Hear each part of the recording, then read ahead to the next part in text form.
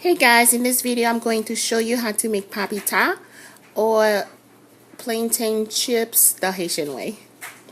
First you need the plantain. It needs to be green like this, and you wash it, then you peel it, take out the skin, then you need something like this to cut it evenly, and then you just go like this.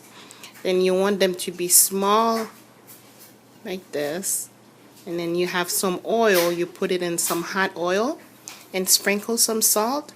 Delicious.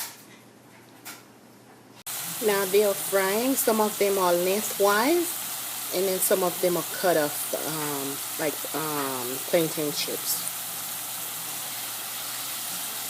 You want your oil to be very hot.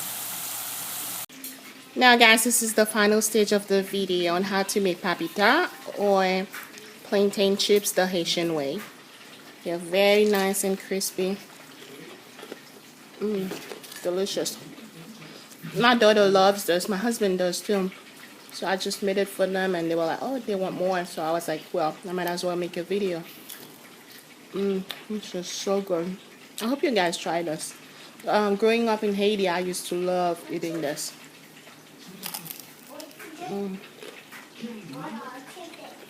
It's so good, guys.